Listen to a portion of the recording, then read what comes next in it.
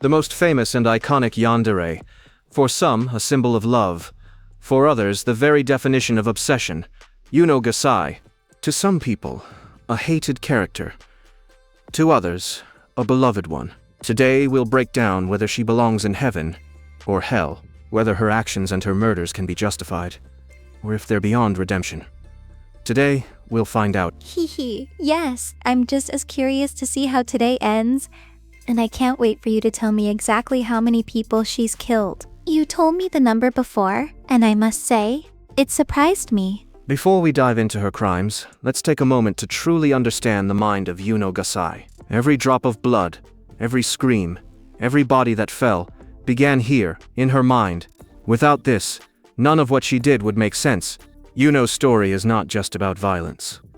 It's about a little girl locked in a cage by her own parents. She spent days staring at cold metal bars, hearing nothing but silence. To survive, she created her own rules where love meant total obedience, and punishment came without warning.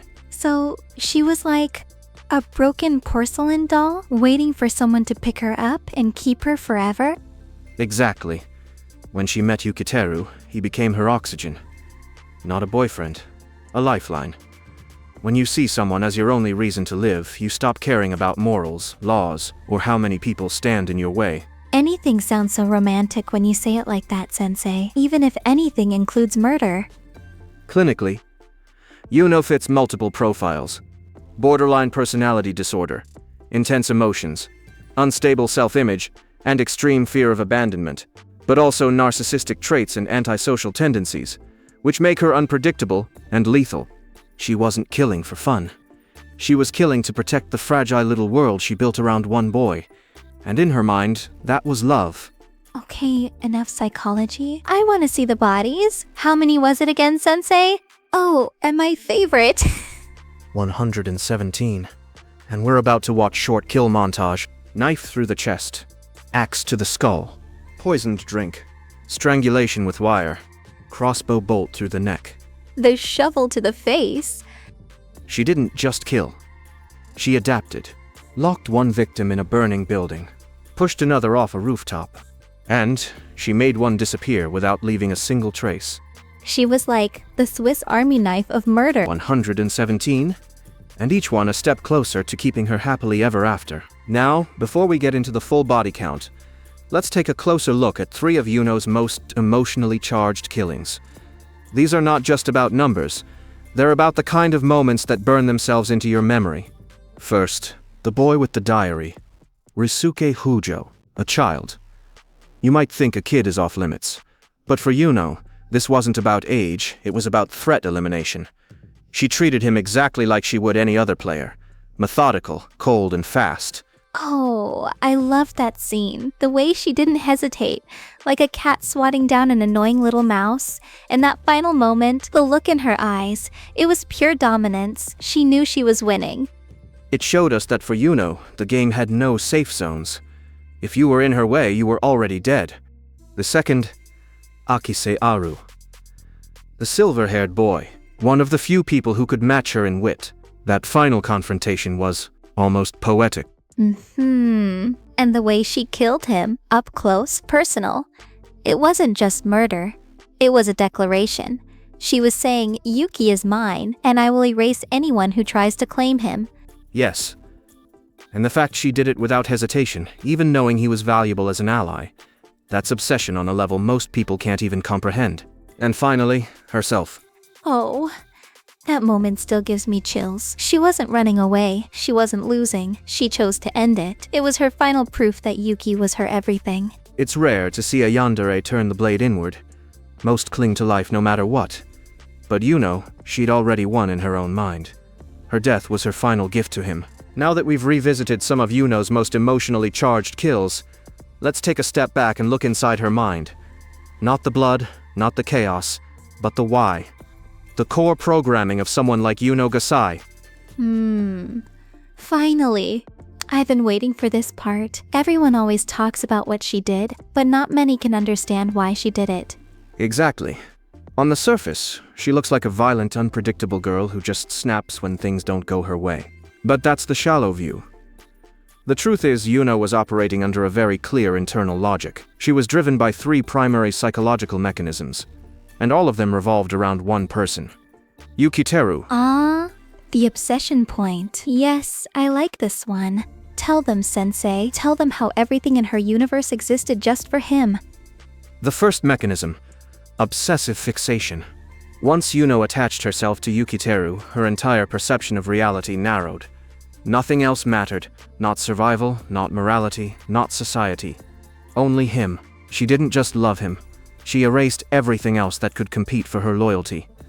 This is why even the idea of losing him was enough to trigger extreme actions. And honestly, I get it. If someone is yours, completely yours, then letting them go is just not an option.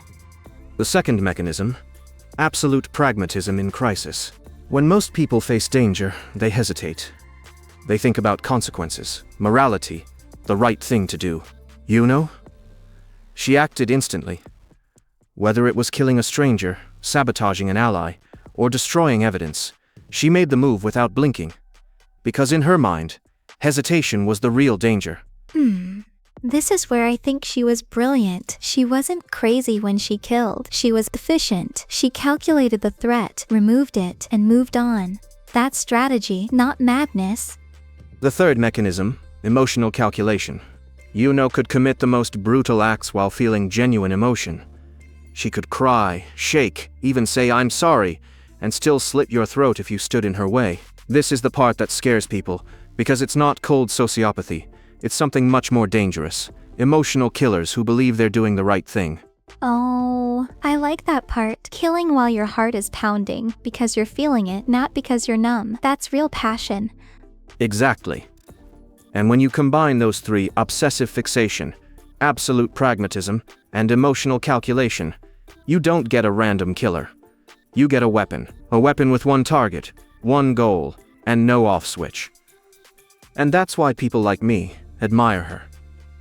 She wasn't evil in her own eyes. She was loyal. She was faithful. She did what she had to do to protect her one person. But loyalty at that level comes with a price. Every threat is magnified. Every rival is an enemy. And every betrayal, real or imagined, must be punished.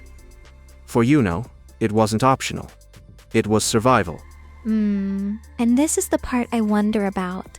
If Yukiteru had fully accepted her from the start, would she still have killed so many? Or would she have just locked him away and kept him all to herself?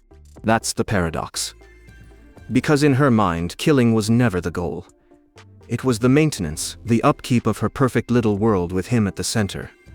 Without threats, she could have been peaceful, loving, the perfect girlfriend, until someone looked at him for half a second too long. And then the cycle would begin again. That's the psychology of Yuno Gasai. Not a monster without reason, but a tactician of love operating on a battlefield no one else could see. Now, let's break this down. If we were to score Yuno Gasai, her actions, her motives, her results, how would it look? Let's start with the positives. Oh, my favorite part. People always forget the good in someone like her. Positive 1. Unquestionable loyalty. Every single move she made, no matter how brutal, was rooted in protecting Yukiteru. That kind of singular focus is rare. Most killers act out of greed, fear, or hate. Yuno acted out of devotion. Exactly. And devotion is beautiful, even if it means stepping over a few bodies along the way. Positive 2. High threat elimination rate. In raw tactical terms, she neutralized almost every danger that came close. Without her, Yukiteru would have died early in the game. She didn't just protect him, she made sure he could breathe without fear. That's priceless. Positive 3. Emotional resilience. Despite constant danger, betrayal, and loss, she kept functioning. Most people break down after a single traumatic event. Yuno turned her pain into action. That's what makes her strong. Pain wasn't her weakness. It was her fuel. But we can't ignore the negatives. Fine. But keep it fair. Negative 1. Excessive preemptive strikes. Some of her kills were unnecessary. She sometimes acted before a threat was confirmed, which means a few victims might have survived if she'd waited. Or they could have been plotting. You can't always see a threat until it's too late, Sensei. She just made sure too late never came. -2. Collateral damage. Not every victim was directly targeting Yukiteru. Some deaths were unfortunate bystanders. In her world, bystander just means potential enemy in disguise. -3. Over-dependence. Yuno's entire existence revolved around Yukiteru. While it fueled her strength, it also made her predictable. Her enemies could exploit that. Predictable, yes, but still unstoppable. So where does that leave her score? If we weigh the motives against the methods, most of her killings were, in her mind, self-defense or defense of someone else. The case of killing her parents is complex, trauma and survival instincts tangled together, and Yukiteru himself, he forgave her. Which means, in their world, the ultimate judge already passed a verdict. That's why I can't call her evil. She didn't kill for sport, she killed for love. Which brings us to the final judgment. If you strip away the blood and look at her through the lens of loyalty, love, and necessity, does she belong in heaven or in hell? I already know my answer. Now, let's break this down. If we were to score Yuno Gasai, her actions, her motives, her results, how would it look? Let's start with the positives. To me, it's not even a question. Yuno Gasai was a blade sharp, dangerous, yes, but forged in love. The world saw a killer. I see a protector. She was violent, yes, but in her own code. Every drop of blood had a reason. And in the end, her greatest crime was loving too much. If that's a sin, then I'd burn with her. Which is why, if we measure her by her own reality, by her motives, by Yukiteru's forgiveness, she walks through heaven's gates. That's our verdict. But what about you? Do you agree with us, or do you think Yuno belongs somewhere else? Tell us in the comments, Darklings. We want to know every detail of your thoughts. And if you enjoyed this journey into her mind, don't forget to subscribe so you won't miss our next obsession.